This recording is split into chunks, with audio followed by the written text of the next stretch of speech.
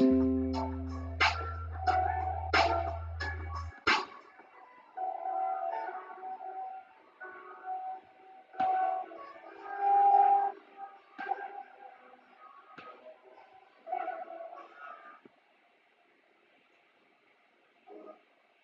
right, that was non-copyrighted smoking music from my YouTube playlist. That goes that no copyright music. Stoney Progressive. Got a lot going on today. Another day off show, so I got a bunch of clips, some stuff from Graham and Government Secrets. I have some stuff about crypto. But first, this is Stoney Progressive. Going to be coming at you with incumbent people going for re-election takedowns every night. As many as I can get through them, as much energy as I got, guys. So tonight I want to take down DeSantis. He is up for governor election. He is possibly going to be running for president. So to put a big hit on him would be great tonight. This election cycle. I'm not going to do much, but maybe we'll make something clippable here, and you can share with your friends, and we'll start to take some people down. Stoney Progressive. I'm a poor bartender, so this is what I got. But we're gonna do some research. I like doing it. I enjoyed the news binging all day. So any other news bingers who need to get their live stream on and keep the night going, I am here for you. Let's do a little more news. All right. So to start today, as I like to start, I want to slow and ease in and blaze into the day. And Don Polk, Charlie Lee is one of the creators of Litecoin. Litecoin kind of runs on the same operation system as Bitcoin, same operating style. So this is the Doug Polk podcast, and I had two segments. I watched this a little bit ago, but I had two segments I want to share with you guys while we blaze and get going and burn through some news. So let's burn through. So let's move into and talk a bit about Litecoin. And I'm gonna just be kind of honest. Over the last few years, at least, and this is how I personally feel. Of course, if you feel I'm wrong, by all means, tell me. I feel like the Litecoin sort of narrative has taken a little bit of a back step to some of the newer layer one debates and kind of Ethereum's role. And basically, I feel like the arguments for Litecoin the narrative seems to be a little bit more on the back burner than it was, let's say, 3 or 4 years ago. What are you excited about coming up with Litecoin, and what are some of the things that Litecoin is doing that can provide value for users moving into 2022? Yeah, sure. So, I mean, one of the first things people should realize is Litecoin is boring. I think it's kind of like it's always the case for the past 10 years. I mean, Litecoin has been around. So that's how I'm starting it tonight, guys. Litecoin is boring. Great.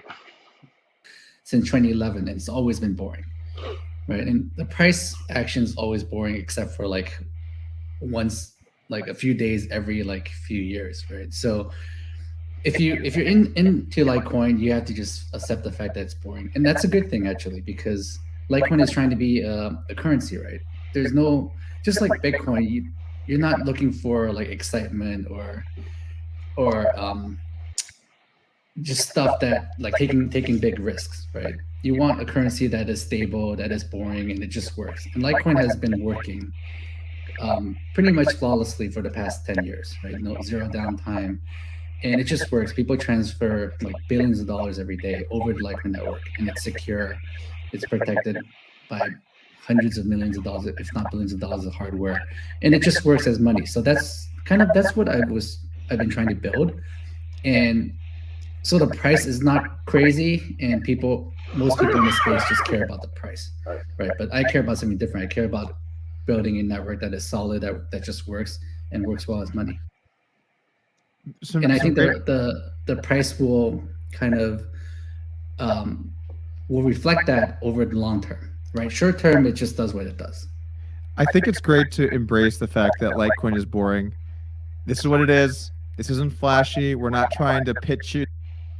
I mean, it's the same idea with Bitcoin. Bitcoin wasn't trying to be something that spiked. That's just from the demand and understanding and market timings and all these extra things. Litecoin, I mean, maybe Litecoin will be 1,000 someday, maybe it'll only be 500 someday, maybe it'll be 5,000 someday. It's not the speculation, it's the idea that we know eventually that this is going to be a replacement, a secondary currency. And so when you invest in Litecoin, when you invest in Bitcoin, some of these ideas they're meant to be a secondary currency, they're not meant to be some it's a way to get rid of the deep state's capital world banking order. The next super hot DeFi protocol. We're not trying to pitch you pictures on the blockchain. All we're trying to do is have a stable currency here that people can use for what it's intended to be used for. And it's funny in an age that's so marketing heavy for the marketing message to be not much marketing, guys, just is what it is. I think that's kind of unique and cool. Yeah, and I always tell people if you want something that's flashy, you probably should want to invest in something different, right? So Litecoin, I see it less as an investment and more as just a store of value in a currency, right? So you're converting your fiat currency to crypto, to Litecoin or Bitcoin, because you want to preserve it, right? And you want to be able to use it. Aren't store value and investing very similar though? Because how can you really be doing one and not the other? Well, traditional investment, you're looking for like a return, right? You're looking for growth. I mean, it's different when you're investing in a company versus investing in cryptocurrency. And most people confuse the two, right? So a lot of cryptocurrency are speculative investments, right? So, I mean, obviously Litecoin and Bitcoin are also pretty speculative also. But you I think people need to approach Litecoin differently, right?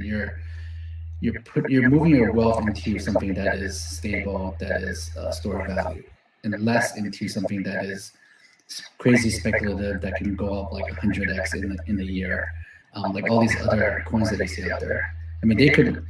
A lot of times when you put a bet on a coin like Shiba, there are like 50 other coins just like that went to zero, right? But then there's one coin that like Shiba that went from zero to like crazy number. So those people, they got lucky and made a good bet. But I don't want Litecoin to be that, right? Litecoin is currency. People use it every day to transfer value. You don't want the price for that to go crazy. In the end, stable is actually better. Isn't it kind of tough, though, to really peg cryptocurrency assets to prices unless they're backed in some format, like all of the stable coins are, how they're backed one-to-one? If someone wanted to use a stable asset to trade, don't those fulfill that purpose in a lot of ways already? How does Litecoin fit in a world where people have stablecoin options? Well, you're stable to fiat, right? You're stable to a currency that is being printed like 30% more every year by the Federal Reserve. So you don't want that for your money where someone else has control of the supply. Okay, yeah, that's certainly a cryptocurrency base. I feel and these days, I mean, the Bitcoin and Litecoin prices are not stable because it's still new. People still don't know where it's going, right? But over time, it's going to become more and more stable. I think as the overall market cap of any currency increases, it tends to become more stable. Obviously, you have way less chance to run it up. I think that there are a lot of people that are delusional about how high cryptocurrency prices can rise. I always think about the TikTokers, and they'll have, one day Doge could equal like $10,000. Bitcoin is 60,000. Doge could be 20,000. That's not how things work, guys. And as the prices get a lot higher, it becomes much more difficult for prices to raise. And then you're putting money in a currency that will preserve your value, right? Preserve your wealth. So short term, yeah, it's pretty crazy. I mean, even Bitcoin, but over time, it's becoming less and less volatile. And you're probably not seeing this picture right here because it's been pretty volatile recently. But over the long term, it's getting much better. All right, we'll skip ahead. Check out one little bit more segment before we move on. The other downside, I think, is less on the experience for the user and rather just in regards to governments. Monero has faced some, pretty strong opposition in certain markets because of the fact that you can't see who's sending what where. And I really hate when people make this argument because I think overall it gets blown way out of proportion. But at the same time, if you're someone that's making illegal transactions, you are heavily incentivized to use things like Monero over Bitcoin because of the fact that you can't. There's a lack of transparency on these transfers, and you don't know how the money is moving. So a lot of governments, I think, are more likely to push back and try and block these types of currencies, and try to protect people in whatever way they think they're protecting people. Do you worry that if Litecoin reaches a point where we're sort of in Monero levels of, privacy when it comes to your transactions and what's being sent and who sent it, that maybe you would see some government crackdown and/or retaliation across the globe? Sure.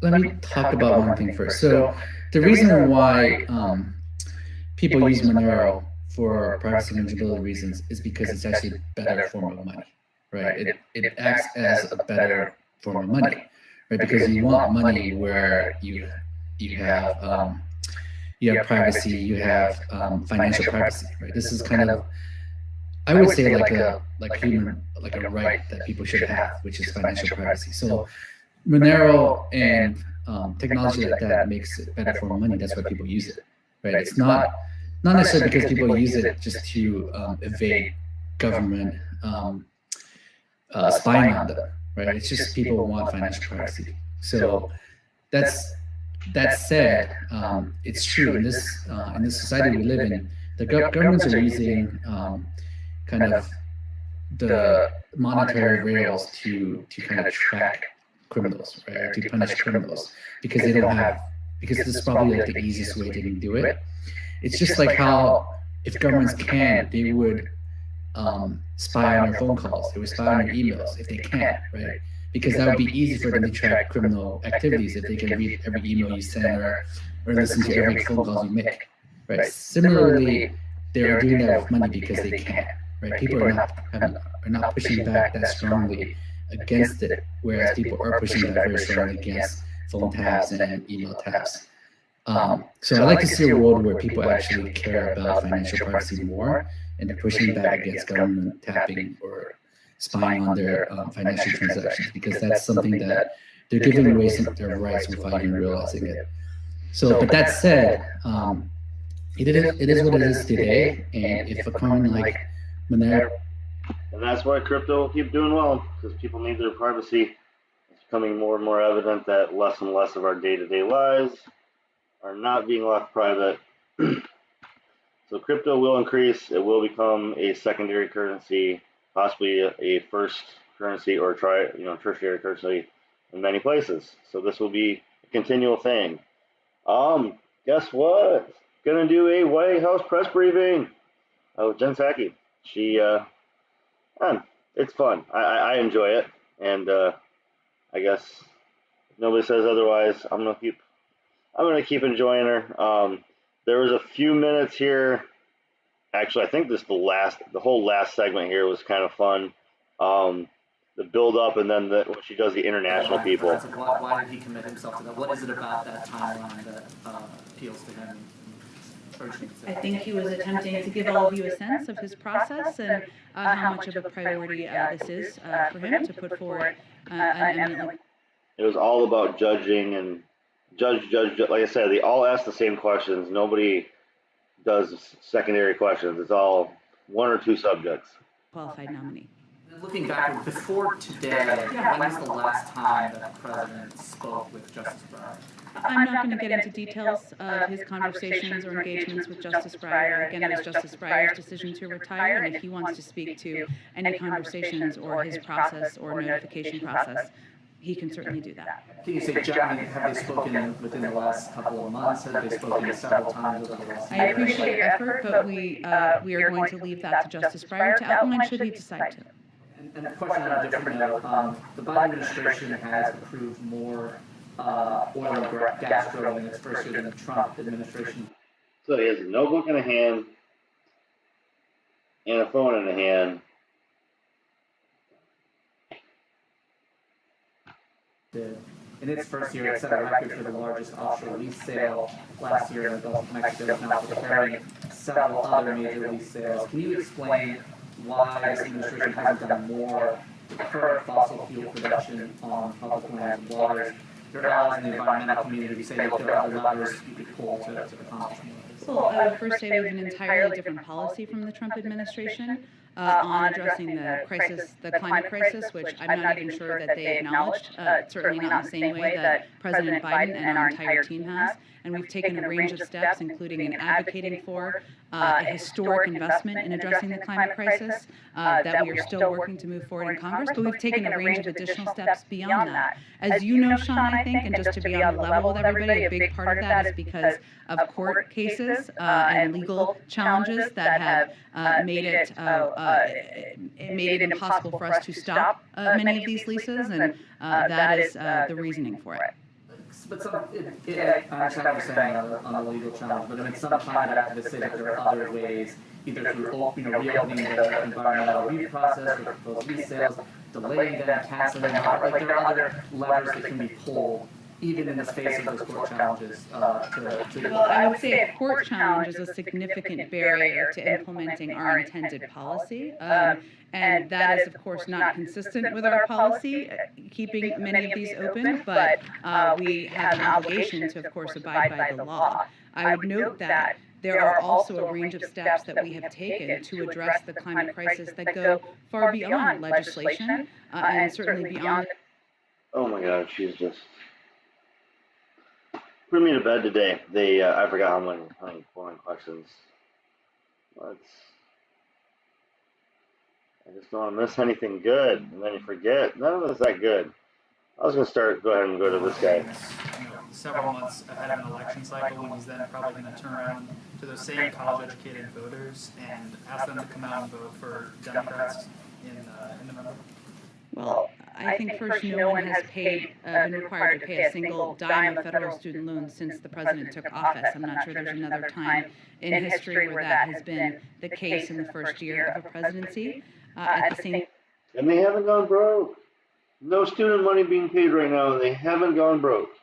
So we could definitely go ahead and just wave those off. We can go ahead and do that.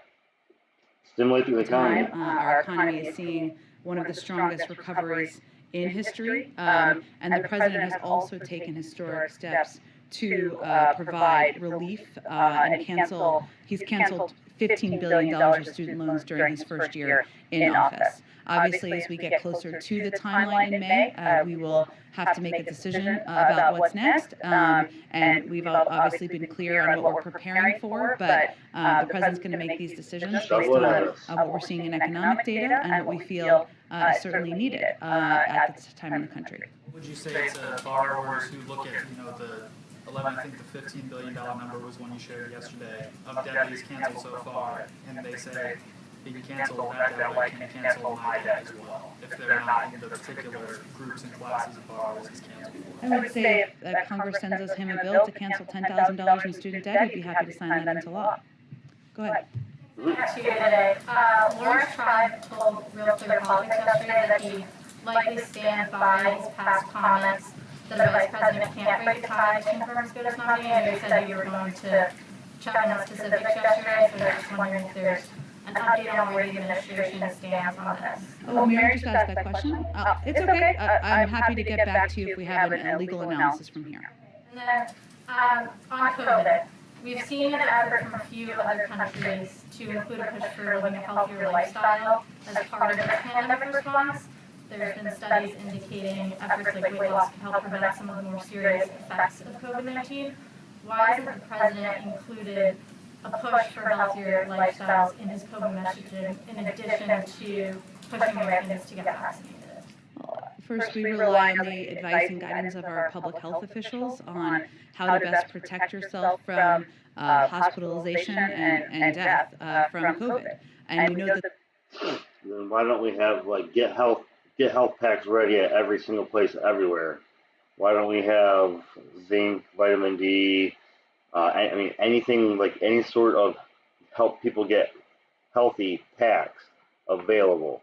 Why do we have to go to a doctor? We have to get told to go home. If you go to the hospital, they send you home. I mean, just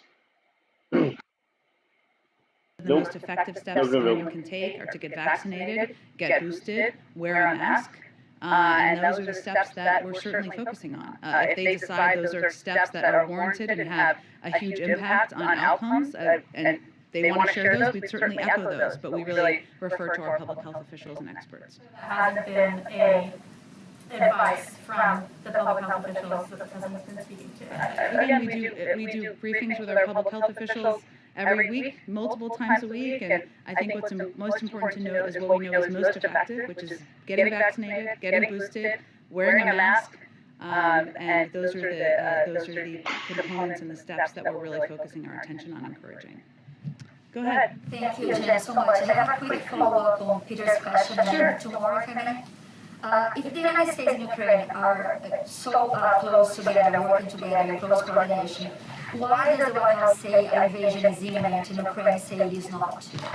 Well, I think I just said that our assessment is the same as it was last week, which is that we're watching obviously tens of thousands of troops build up at the border. We can't get in the mind of President Putin, but obviously an invasion could happen at any time. But we have not made a prediction of that. The president has not made a prediction of the timing. And again, we'll let others assess what tens of thousands of troops at the border means. Yesterday, Ukraine and Russia sat down for the first time in a long time, along with France and Germany, without the United States, and they agreed to keep the ceasefire in eastern Ukraine and talk again in 2 weeks. Does the White House believe they can bring peace without the United States being involved in the talks? Yeah, we fully support international efforts, including the Normandy format, which is what you're referring to de-escalate the situation and negotiate a diplomatic resolution to the Russian-led conflict in eastern Ukraine. We stand ready to support any sincere efforts at progress from all sides, and of course, this is a positive step. One more, Jen. Besides the crisis in Ukraine, this week alone, ISIS launched the biggest attack in Syria in years, beheaded a police officer in Iraq. In a video again, the UN chief said of Afghanistan is hanging by a thread. People are starving and freezing after the United States left the country. So is this what American leadership or American back look like? And can you say this is a winning foreign policy? There's a lot wrapped up in that question. What is your question exactly? Yeah, a lot wrapped up in that question. And you just slapped me 4 times. Can you maybe slow down a little bit? Oh, that's why I love this show. This is a sitcom, right? This is, I swear this is on, what am I watching this on? Oh. We see things happening with ISIS that we haven't seen in years, launching big attack in Syria and Iraq. We see people in Afghanistan hungry, starving, freezing. In the United States, I'm asking, yesterday we were asking the question, what happened the last year after 1 year president in office, in foreign policy, they say America is better. So my question is, just yesterday we saw so much happening in the world. Is this what American back means? Well, ISIS has been a terrorist organization for many years through the course before President Biden took office. They've been terrorizing people for many years. That is not new as of the last year. But Biden was in the White House for 8 of those years and you bombed and drone bombed and only created more hate for our nation. So being so condescending at this moment is maybe the wrong way to play that. Maybe play this one humble. Maybe. And we have spoken out about that at every time when it has been appropriate to do exactly that. I would say the president's role over the last years, I've talked about a bit in here, has been rebuilding our relationships around the world that have been frayed, were frayed during the prior 4 years, reminding other countries around the world. I think I've heard this like 7 times, and I think I've watched this like 7 times. She says the same thing at some point every day. Saying it to an international reporter is kind of ignorant. world that we are a reliable partner, a reliable ally, and the fact that we have had more than 100 engagements with countries around the world at a range of levels and formats as we look to the aggressive behavior of Russia speaks to that, speaks to it doesn't happen by accident. That's why we have a united front as we're looking at the potential actions of President Putin. So I think that speaks to the work the president has done over the past year. Go ahead. Question about Brazil very quickly on the country. So the White House says Brazil is a strategic partner in the hemisphere, but so far, 1 year after in office, President Biden hasn't spoken yet with the Brazilian president. I wonder why that conversation is still, I know there is a lot of other priorities, but why just completely ignoring this conversation with Brazil? I know that Brazil is pushing to have this conversation.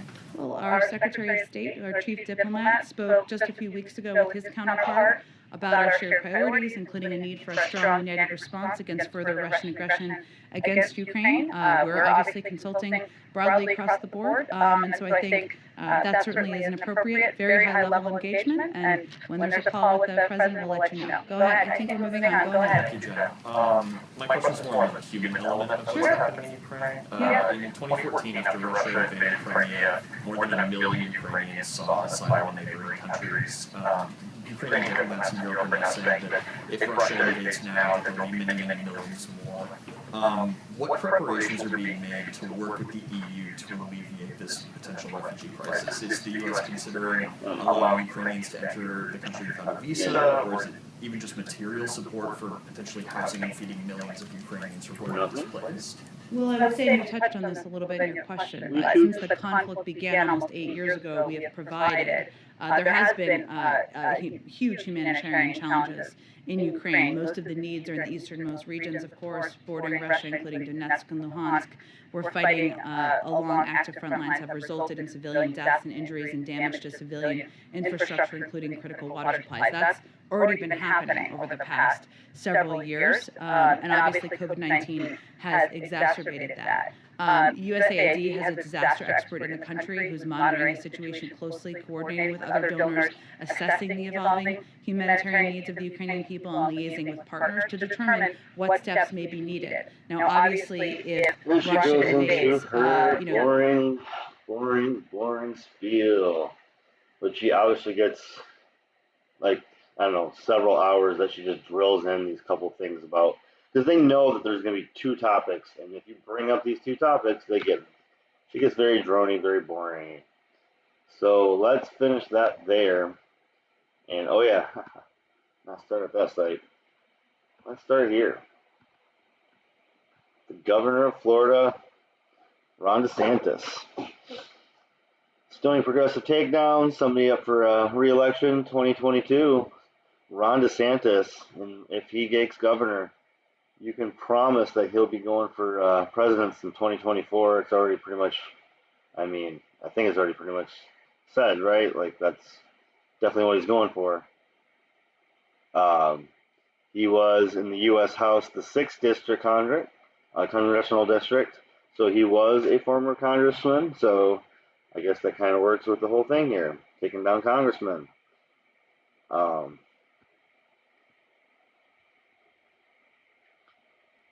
Looking at his election, he's got some people coming after him. The candidate, Charlie Crist, I see a lot of stuff of because, of course, I live in his district. He is the congressman in my district, and I see a ton of stuff on him. I don't know a lot about the other people. Didn't bother to want to take everybody down. Let's keep this nice and short. Ron DeSantis, in the general election, barely won his seat. In 2018, he beat Andrew Gillum by just a few thousand votes. So he is not a dominant, like, he didn't even dominate the state of Florida. So when people think he's going to be the next president, guaranteed he's the next president, like, he didn't even dominate his own state. And you always got to take a few minutes and take a look at open secrets, because when you look at his, this is a politician, he's raised a lot of money, he's done a lot of things, and his net worth is $54,000. That is Ron DeSantis. He's just barely getting by, guys. You should probably give him some more money. you should absolutely give him as much money as possible, because he's only worth $54,000. He's a struggling guy, and but he does get a good amount of donations. And Club for Growth, I've done one on Tom Cotton with that Club of Growth. The Club for Growth is a right-wing billionaire PAC way of getting people started. They usually only donate to your first run of some sort, and they give you a lot of money for that first run, and then they stay silent for the rest of the time. And but they're billionaires donating to that Club for Growth, and they give to some of the most sold out people ever. So that is a big red flag. Red flag number 2, after being that he has literally has packs galore. You might have some packs. He's got so many more. And then total military management being in the top 5 is, if that's not scary to think that he might be going into a presidential run, then I don't know what kind of congressman you want. I mean, if you want a congressman that's going to push for billionaire right wingers, he's it. He's definitely the Senate Conservatives Fund Club for Growth, and then military management, total military management. That's the kind of guy DeSantis is, and it's so easy. But the reason I kind of went after him was I did agree with him for a few short moments. So we have to, appreciate people when you agree with them. AOC will see party mascots. I'm here for that. She's been critical of your policy, but then she comes forward and enjoys, these statements. Tell me a little bit about that. I mean, look, I think if I had $1 for every lockdown politician who decided to escape to Florida over the last 2 years, I'd be a pretty doggone wealthy man, let me tell you. I mean, Congress people, mayors, governors. Does he look like he has a hard time paying the bills? I mean, you name it. And it's interesting, though, the reception that, that some of these folks will get in Florida, because I think a lot of Floridians say, wait a minute, you're bashing us because we're not doing your draconian policies, and yet we're the first place you want to flee to basically be able to enjoy life. And so, yes, AOC is a hypocrite. She's not a good person. Probably not a good person. I mean, people can be fake to you, be nice, like actual inner circles. I bet she's some sort of career climber and is only friends to people in super vain ways. So I'm not gonna presume, but yeah, she came down to the state of Florida and got COVID, partying. And no, I mean, he's not going to mention that, yeah, she got COVID while she was I'm not surprised to see that continue to happen. I can tell you, I mean, there are probably about a half dozen governors who had restrictions on their people and then were spotted at various points in Florida. Some of it's been public, some of it's not been public, but people tell me these things, and so these things are spotted, and so that's just the reality that we're dealing with. I think I'm happy. Did he just trump that? Like, did he just go, I mean, some people say these things, and some people have confirmed these things, but that's the kind of thing I hear about. I mean, come on, man.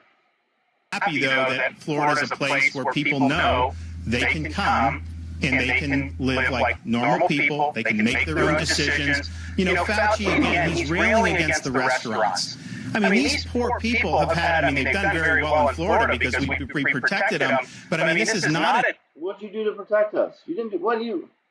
No, I'm done with it. That was... No. You didn't do crap for us.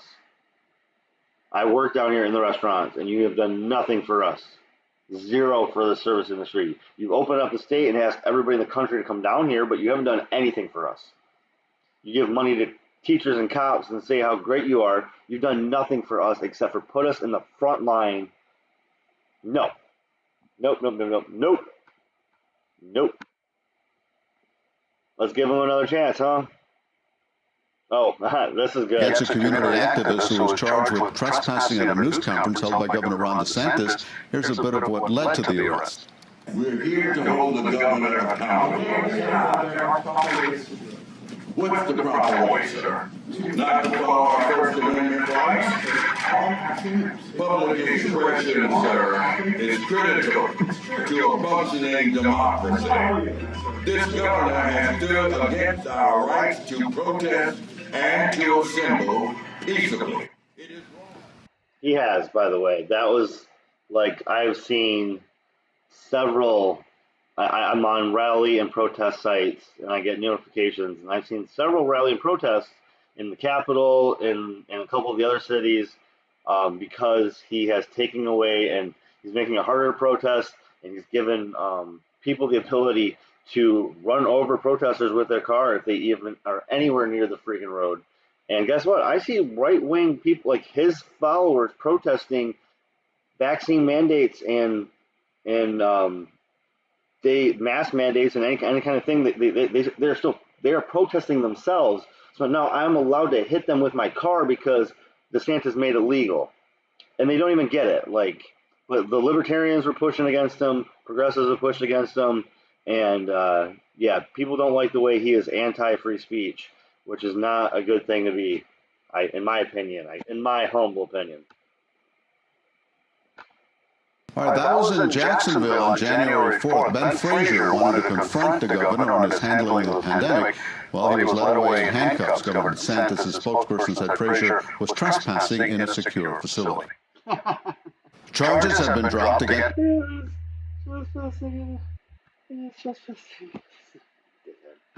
All right.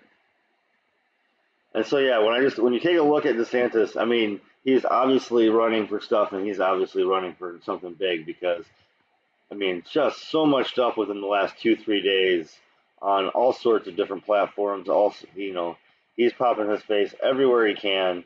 I highly doubt he's heavily involved in Florida because he is so involved in promoting himself, doing shows, having his face out there. This is all from a few weeks up. We got one from 2 months ago.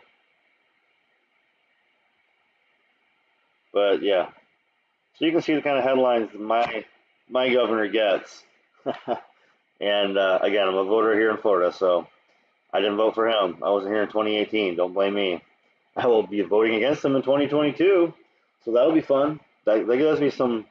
I'm not. I mean, I guess I could. I don't know who I have to vote for. What do I got here?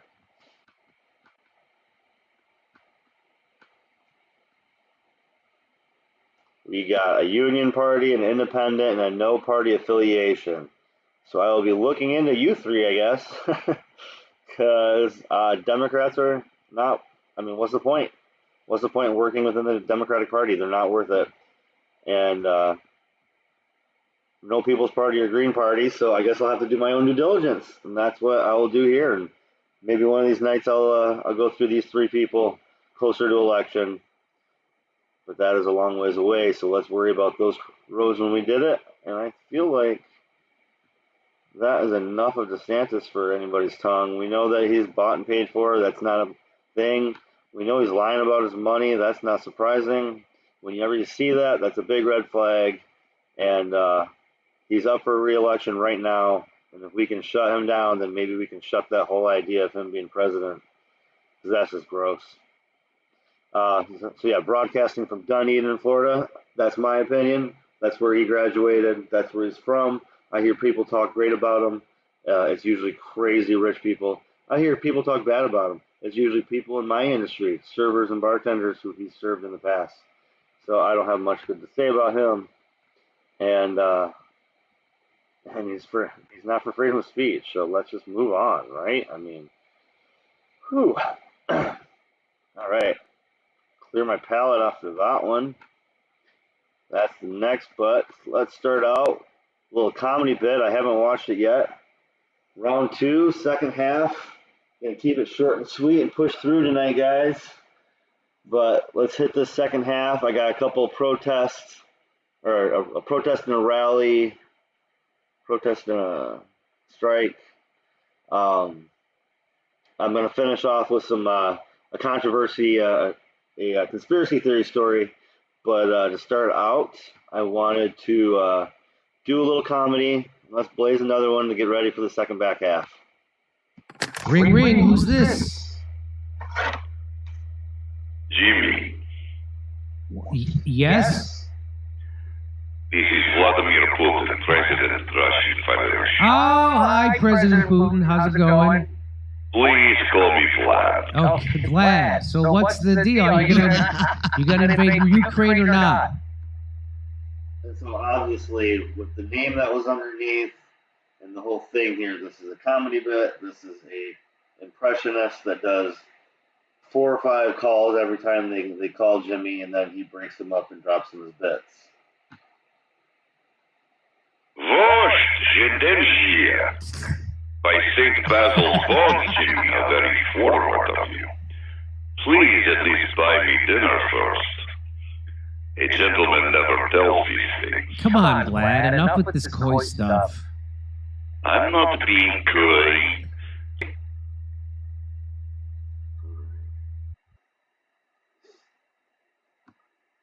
Yeah, it's fun once in a while. So play your games. I see. Play your games. I see. Okay.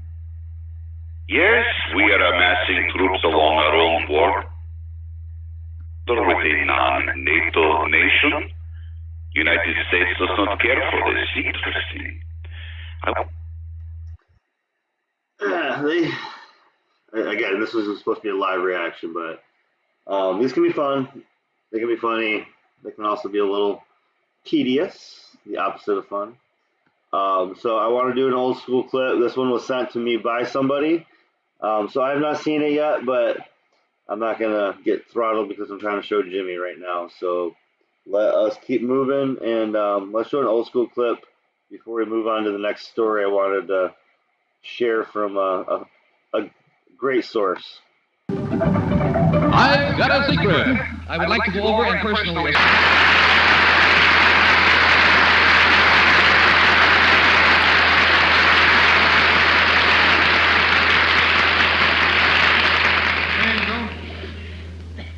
Now then, sir, will you tell our panel, please? Let's get in a little closer. Do you mind if I pull you in, sir? There we go. Will you tell our panel, please, what your name is and where you're from? My name is Samuel J. Seymour. I'm from Maryland. This is Mr. Seymour from Maryland. And we brought Mr. Seymour all the way up from Maryland, and by golly, he got in the hotel and fell down the steps and gave himself a shiner. And we urged him not to come on the show tonight, as a matter of fact, and finally got in touch with his doctor, and the doctor said it was up to Mr. Seymour. Mr. Seymour said he wouldn't miss it. So here he is. I'm feeling apparently.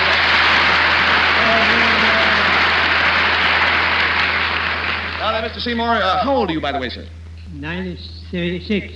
96 years old. Now, sir, if you'll whisper your secret to me, I'm sure the folks at home would like to know what it is.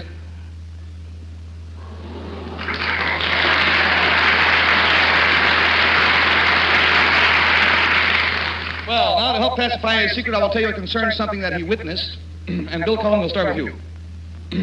Something that he saw. Secrets, great show. They do podcast segment every week. And oh my God. Yep, and doing that got me throttled. So, get that off the tabs.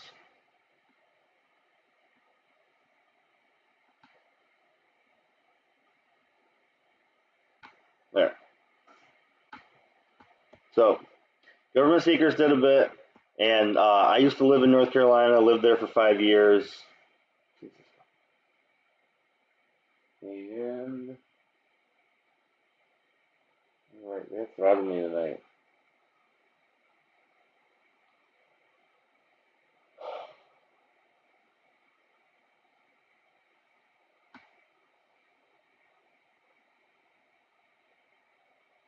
Well, it looks like I'm not going to get this up and going.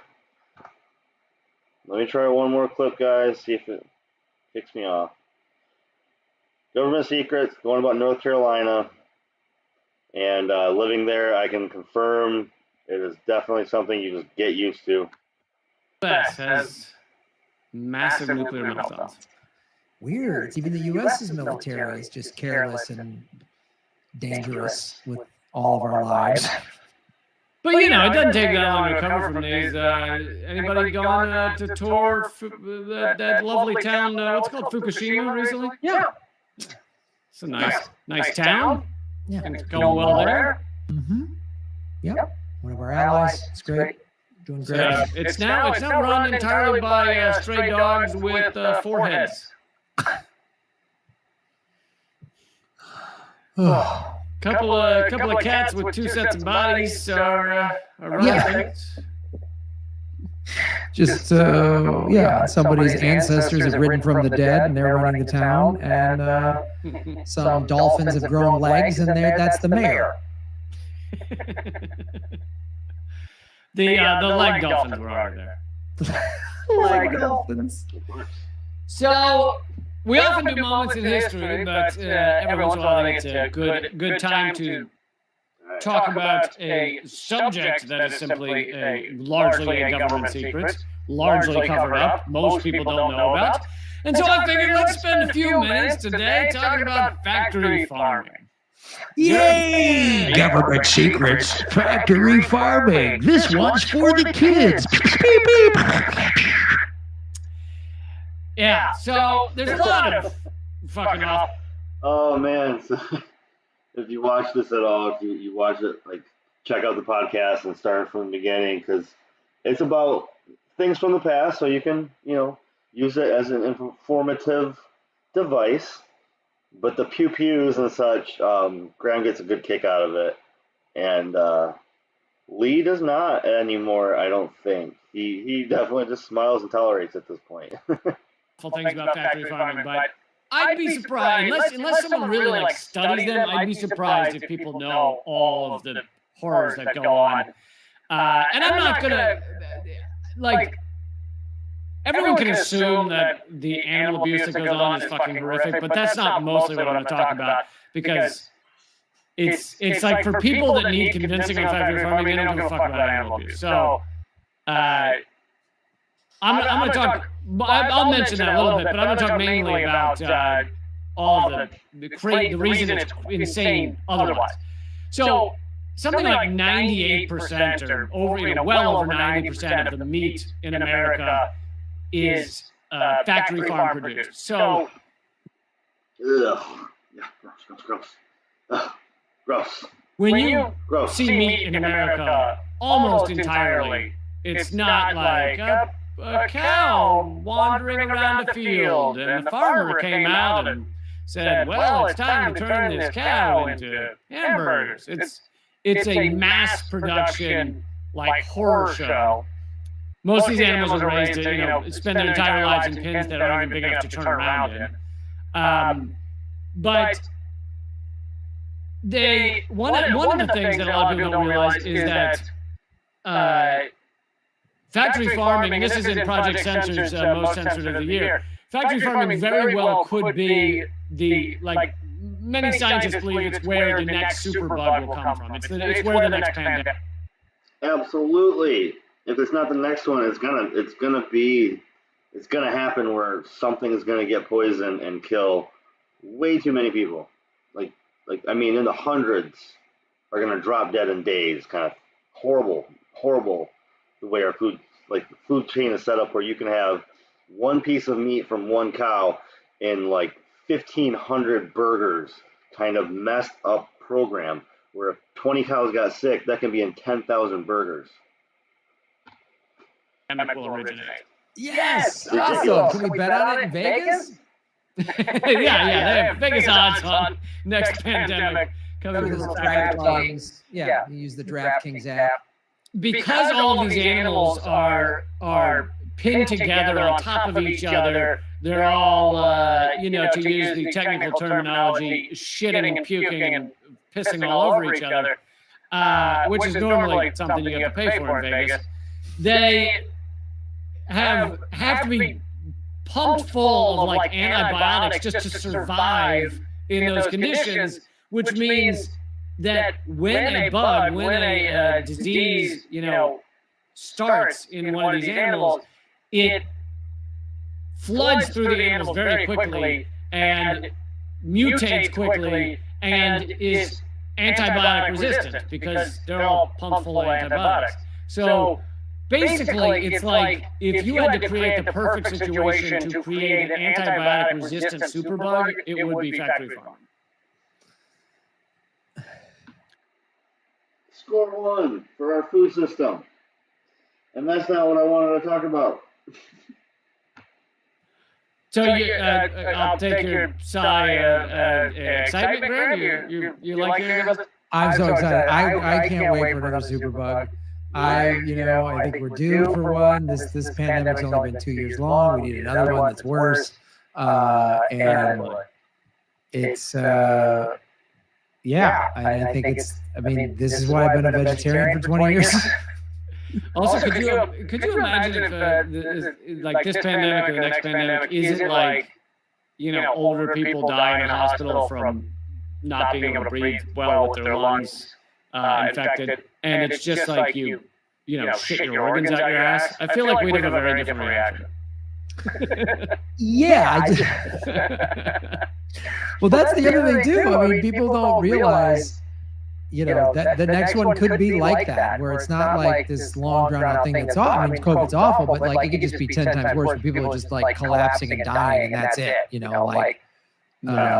it's too late. And it is a 40% fatality rate rather than like a 1 or 2% or whatever. Right. So, in order to cover up what the horrors that go on in these factory farms, and some people know about these, there are in many states ag-gag laws that make it illegal to film and reveal what goes on inside these places, which is just hilarious because it's like, I mean, you can film most other things as long as you're not invading someone's privacy, like a person's privacy, not a fucking factory farm. So the idea that you can't like film these things and people spend years in jail for filming them is like just the quintessential government owned by corporations overreach. It is like, I love how the right wing's like, we hate government overreach. Oh, except all the things that corporate America wants, we're fine with. So as corporate America passes laws that say you can't film inside a factory farm, they're like, yeah, no problem. Who cares? Yeah. So they're really fine with it. And so a good example was, by the way, ag-gag, by the way, I should just point out, ag-gag does sound like some sort of designer drug that people do at nightclubs. I mean, yeah, sounds pretty good. I've done ag-gag. It's like a cross between like LSD and meth or something. I don't know what it does.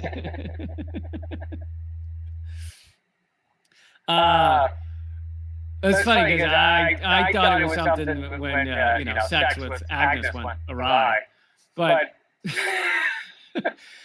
Agnes. But so a good organization to follow about this information is Direct Action Everywhere, and one of the main people with Direct Action Everywhere, Matt Johnson, he actually just did not go to prison. He was about to go to prison, possibly for years, for infiltrating and revealing what was going on in these hog farms.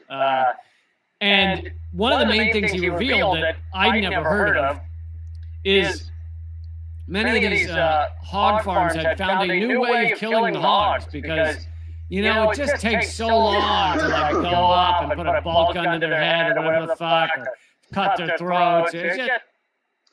All right, we're getting close to that North Carolina part, but yeah, I was raised on a farm, so I've seen very poor farms. So we try to do as much of our own meat as possible because we pretty much ate what we produced, and the idea of killing animals in that kind of mass way, it horrifies me. We're talking millions upon millions of pigs. We just don't have the time. So what if we instead just close the door to whatever awful warehouse they're all, spent their lives in, and turn up the heat to about, 300 degrees until they all boil to death. That became the way they were doing it. They were literally just like boiling all like 1,000 hogs at a time to death. And so Matt Johnson went in and revealed this stuff, and then he was about to go to trial, and he was facing like 8 or 10 years or so, like years in prison for just revealing this. And then at the last minute, this just happened like a week ago, the last minute, they just dropped the charges.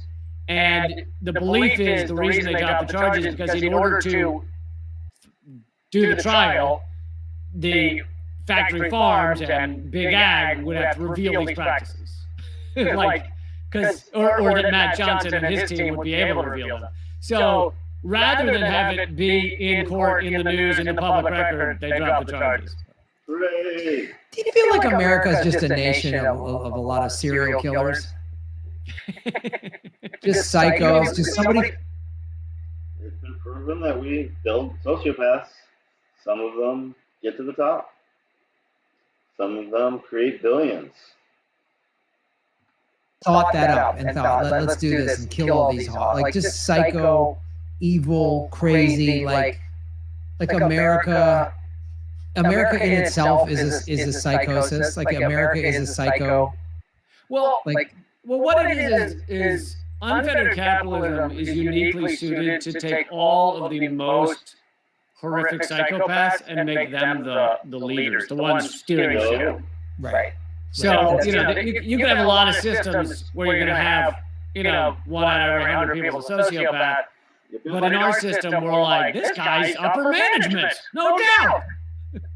He's got upper management written all over him. This guy's cut from the right cloth. He's got the moxie to steer this company. Oh, you mean he's evil and he has no scruples and will just do whatever he can to turn a buck. He'll gas hogs and murder people and contaminate the planet just so he can bring in the stock portfolio up. Yes, that's our man. I like that 1,000-yard stare you got going, Jim. I think you're ready to run things. Jim, I saw you suffocate and kill that animal, and you didn't even flinch. So you feel like you should be on our board of directors. What I do is when I get a new executive in here, I like to just hand them a newborn kitten and say, eventually they will go on to talk about the open air pig shit lagoons in North Carolina, where they literally have these massive open air pig shits, and they shoot it up in the air so that it'll evaporate and just dissipate at some point, because where else are they going to put it at this point? And it's been found like 10 miles away from the city and or away from the plants into communities and cities. And so, like, if people knew they're like letting these corporations shoot pig shit on them, maybe they would say, fight this more. But again, it's not okay to let this out. It's not okay to go over this kind of information. Just like you're not allowed to film agricultural development. You can't do that. Super important that we know where our food comes from, and they do not allow us to know where our food comes from. So if you live in North Carolina and you smell that god-awful smell, that is literally them shooting shit in the air to let it dissipate onto your car and into your air so that it can go somewhere so that you can eat bacon and pork chops. So yeah, that pork chop and bacon and those spare ribs are super important. Or you can lay off them a while and maybe you won't have shit slung in your face. All right, I got a riot and a protest I want to go over. I didn't hear about this at all, so this was the only clip I could find in America's little bit. The streets of Kazakhstan as protests take a deadly turn. Shots ringing out across the city of Almaty. Security forces say they, quote, eliminated dozens of demonstrators, leaving more than 1,000 injured after swarms of... Eliminated dozens of protesters is what they eliminated dozens of protesters, injuring thousands. There was about a dozen police killed as well, so I believe from what I saw. But the way they so I read the article, I forgot about that bit. Oh man. Eliminated dozens of protesters. They didn't kill them, they eliminated them because they were in the way, so they need to be eliminated. Armed protesters sieged government buildings and set them on fire overnight. At least 12 officers were killed, another 350 hurt, 2 of them beheaded, according to police. Authorities releasing this surveillance footage showing a car plowing through a line of officers responding to the protests. President Kassym-Jomart Tokayev's residence in Almaty desolate and charred. A day after armed protesters broke in, their burnt-out trucks lodged in security checkpoints. Russia and its allies sending armored vehicles and soldiers to the region. The unprecedented show of force marks the first time the Collective Security Treaty Organization or CSTO, the Russian equivalent of NATO, has deployed troops to aid one of its member nations. This will be a big test for the CSTO, which has, in previous instances, in Kyrgyzstan and in Armenia. So again, January 6, 2022, this year, Russia had to send big amounts of troops to Kazakhstan to help with this riot and such. So when we're talking about, Russia moving troops, here's a couple weeks ago where they had to move a bunch of troops.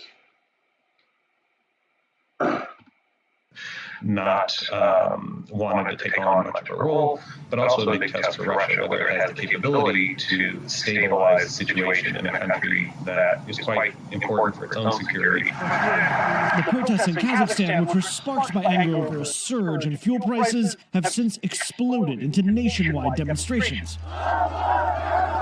People angry over economic inequality and government corruption pouring into the streets for 5 straight days.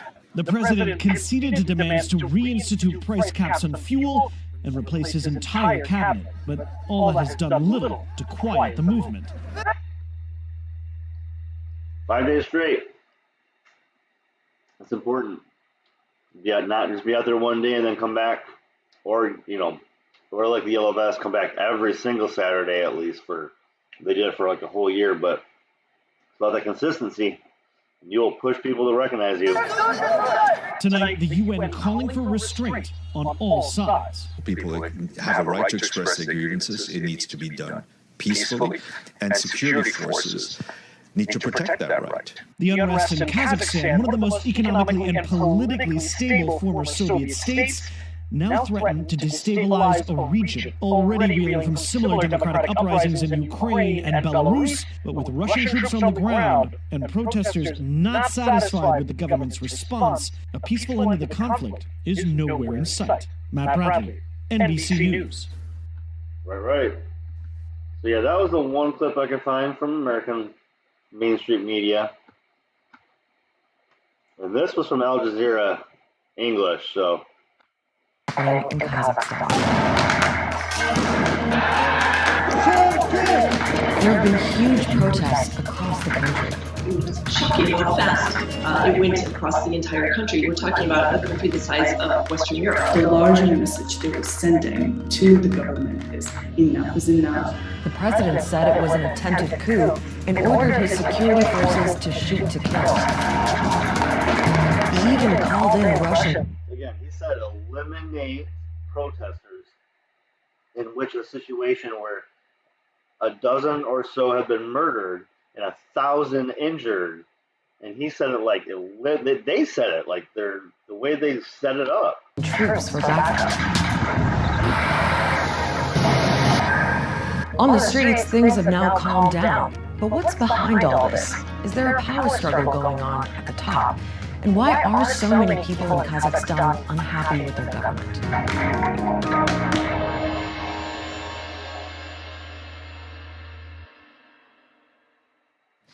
Okay, let's set this. So I'm not going to watch the whole clip, of course, but let's just start out again with, if YouTube thinks that Al Jazeera needs to be highlighted because they're funded in part or whole by Qatar,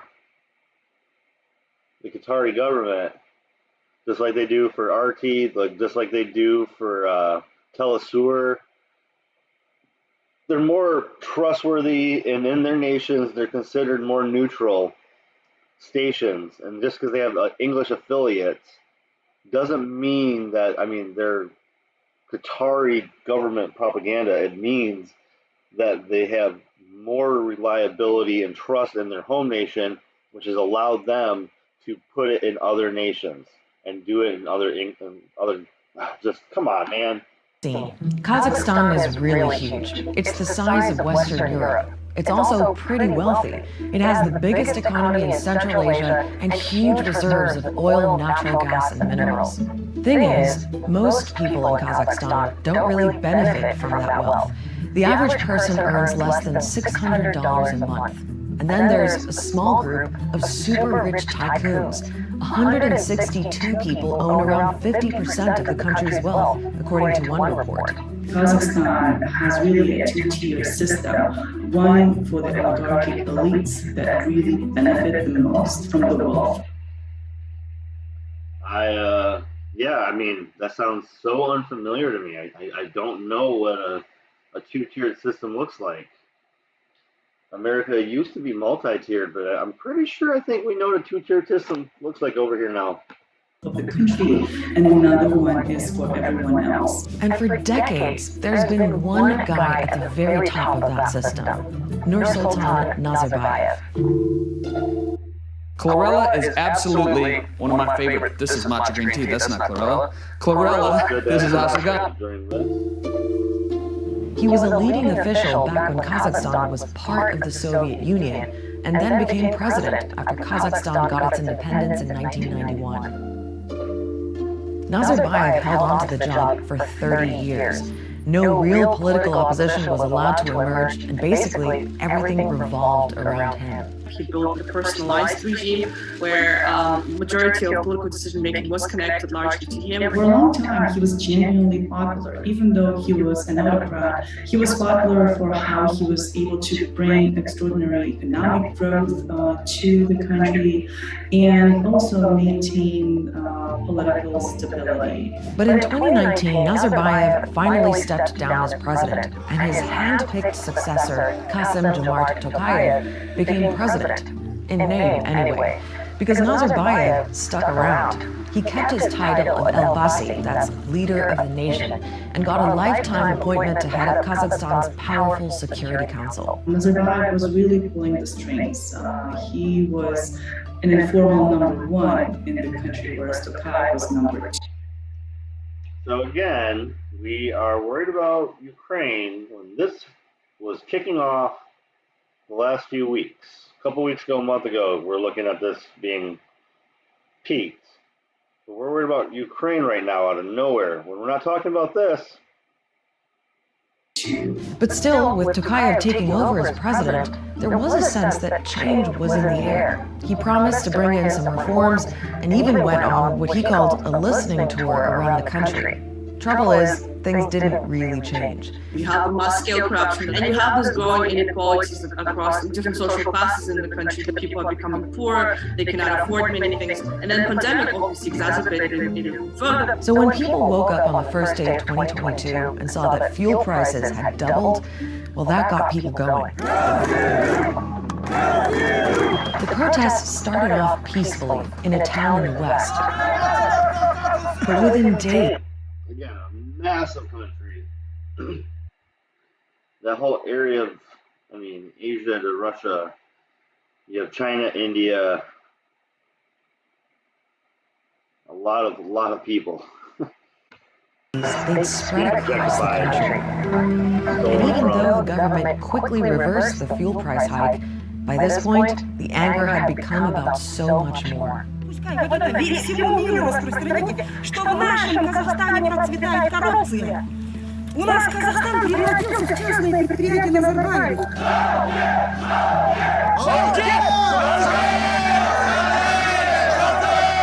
People were fed up with inequality, and they completely connected this inequality to the regime and the government. They were actually protesting against Nazarbayev and the regime that Nazarbayev built and the political system that Nazarbayev built, and Tokayev was seen just as a figurehead. Things soon got violent, especially in Kazakhstan's biggest city, Almaty. People think I need to... Yeah, so that's from Al Jazeera, and don't be afraid of a news source because it's from another country. Telesur, Al Jazeera, these are completely acceptable news sources. They put good stuff out once in a while. You just gotta put your bullshit meter on and know it's good. There is a freedom convoy in Canada right now, guys. If you haven't heard, they're protesting me, and that's going to cause a lot of problems with truckers in Canada not moving shipments. We will see some of that backlash here in America. This was a compilation of people just witnessing these truckers driving to Ottawa, the capital.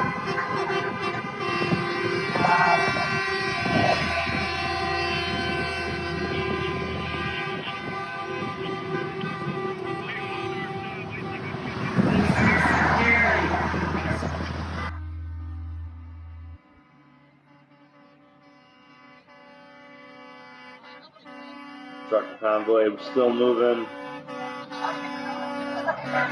Canada's a pretty big country too. You know, it's about the same width as America there, eh? So yeah, truckers going slow across the country there to the capital. I believe protesting their own vaccine mandates next weekend, and they do not like the mandate. Dry date, hickory date, I mean, another kind of date, but not the man.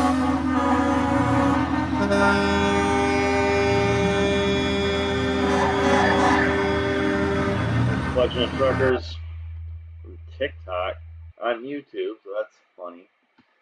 And just want to check out a little segment from Canadian Traffic Broadcasting disruptions today. A convoy of trucks set to pass through on those major 400 series highways around 12 noon. The truckers are driving from Windsor to Ottawa to meet up with a main convoy of anti-vaccine mandate protesters who are traveling all the way from British Columbia and picking up participants along the way. That main convoy, it will continue its journey across northern Ontario today as it too nears the nation's capital. The demonstration began as a protest against the federal government's vaccine mandate for truckers who enter Canada from the U.S. It's grown into a larger movement. The protesters are still calling for that mandate to be dropped, although the U.S. has also banned unvaccinated truckers from entering that country. Police are concerned, though, some of the demonstrators may have different, perhaps more extreme goals, and they are already preparing for this weekend's protest on Parliament Hill. Travis Danraj has more on that. Why do they always got to turn that way? Even Canadians got to turn everything that way? Come on, eh? So, Jesus, eh? On the road, on a mission, truckers pass through Thunder Bay with sights set on Ottawa. Supporters greeting them along the way again. We believe that the blanket mandates, go against our human rights. For the first time, the Prime Minister weighed in directly on the convoy, saying 90% of truckers are vaccinated. As for the protesters, small fringe minority of people who are on their way to Ottawa or who are holding unacceptable views that they're expressing do not represent the views of Canadians who have been there for each other. Ottawa police are taking the lead on security staff. Yeah, and I respect his opinion about Zero, Canadian millionaire, oil tycoon, oil bought and paid for politician, and Trudeau he's got to go. So I'm not going to listen to that, but I support anybody protesting anything. Honestly, let's just within reason, and they have the rights. They have the rights. They got that. So I wanted to show you the protest. I wanted to show you the riots in Kazakhstan, and that's two things to think about. There's lots of riots, lots of protests, and strikes happening all the time. Mainstream media just doesn't harp on it like they harp on so many other things. So we can move on. We don't have to talk about this stuff all the time. And yeah, maybe Ukraine isn't all about what we say. When there's other things going on. Just a minute ago against a wealthy nation that has minerals and oils, we didn't have anything to say. Our government had nothing to say. But Ukraine is speculation, and we're you got to buy us off, or you got to, it's all a game. I was gonna end the night on this note. See if I can. By WikiVD documentaries. Bohemian Grove. Bohemian Grove is a 2000. Is a real thing. I've driven through this town several times, and Bohemian Grove is a real thing. I've heard people try to say that, like, oh, you think that's like speculation, or That's conspiracy theories. So that's why I brought this on tonight, was because I was called a conspiracy theorist. I've been told some of my beliefs were conspiracy theorists by people who didn't know it was my beliefs. I just shut my mouth because I'm a bartender. I'm not allowed to speak most of the time. But this place in the northwest corner of Sonoma County is a beautiful area, very mountainous, and a way to tuck things in. This is still a actual thing, an actual place. I saw another documentary style thing that did being like, yeah, it's no big deal, guys, it's no big deal, and just kind of played it off as like it's a way where the boys go and get away. The boys being the billionaires and the president and vice president, that kind of thing. Like, it's just a place where presidents and billionaires go and get away. The old as shit money, not usually young money. And maybe some Hollywood elites if they have just accumulated mass amounts of power and wealth as well. So conspiracy theories are called conspiracy theories because in the 50s and 60s, the CIA wanted to use a term to stop people from being anti-war, and they used and pushed this term a lot. And anytime somebody calls me a conspiracy theorist, it's like, you know what, some of these things have truth to them. So Bohemian Grove is a thing. It's an actual thing. It is a true thing, and I'm watching this clip from YouTube on YouTube. Let's see if they pick me up. 700-acre campground located at 20,601 Bohemian Avenue in Monte Rio, California, belonging to a private San Francisco-based men's art club known as the Bohemian Club. In mid-July each year, Bohemian Grove hosts a 2-week, 3-weekend encampment of some of the most prominent men in the world. Introduction. The Bohemian Club's all-male membership and guest list includes artists, particularly musicians, as well as many prominent business leaders, government officials, including former U.S. presidents, senior media executives, and people of power. Members may invite guests. So the idea here was that yes, this is a real thing. Yes, this is where very powerful people go, and then afterwards, massive things happen. They don't talk shop there, as this was going to tell you, but massive things happen. And so when people tell me it's conspiracy theory, it's insane. It's like, do you pay attention? Actually, a direct quote from former President Richard Nixon. He said in his memoirs, "If I were to choose the speech that gave me the most pleasure and satisfaction in my political career, it would have been my lakeside speech at the Bohemian Grove in July 1967. Because this speech traditionally was off the record, it received no publicity at the time. But in many ways, in important ways, it marked the first milestone on my presidency." And sentiments like this. He said road to the presidency, because talking to those people was what made you get influence. It gave you big-time donors. It put you on people's seats, and anything there would do that. So that's why it's important. That's why you should know about these kind of things. People wonder how many other milestones have been marked at the Grove, and why after so long, so little has been leaked about what goes on. Joining me now to talk more about this is RT correspondent Abby Martin. And Abby, I know you spent most of this weekend in Monte Rio, right outside the gates of the Grove. What was it like? It was interesting, Christine. Definitely different than the previous years. Again, this is old Abby Martin. She was on RT. She was on, she's been on Tulsa, I believe, and RT, and now she does her own Empire Files. She's a fantastic. This is an old school clip. But again, if you call me a conspiracy theorist, at least know your facts. Said, there was definitely a lot of secrecy going on, so we couldn't really get inside, but we did see a lot of people outside. There was a creation of care. And again, with the whole RT is funded in whole and part by the Russian government.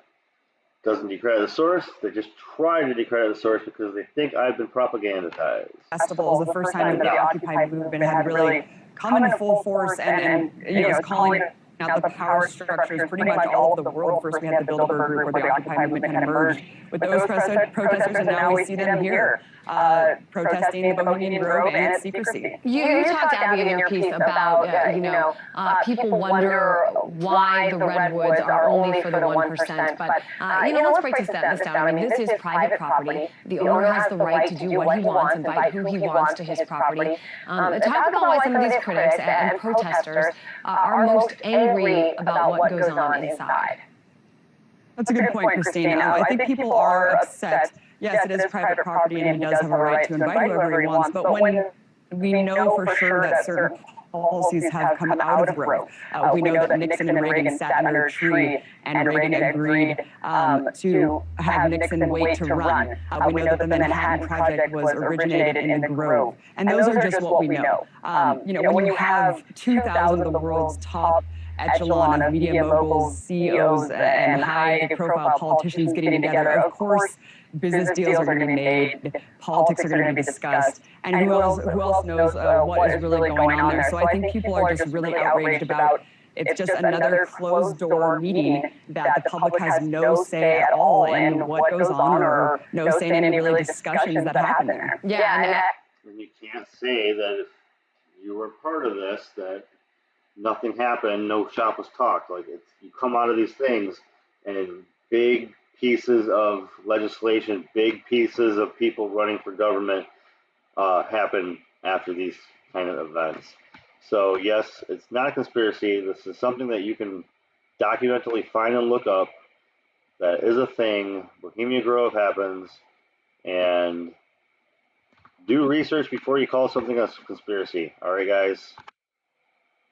So Stoney Progressive, I'll be back.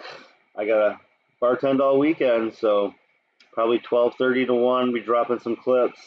I got some pretty good people to do tonight, and with these days off, I have enough clips to go through probably tomorrow pretty well. So I'm going to keep it short, keep it tight, and bring you somebody every night. Let's burn through some news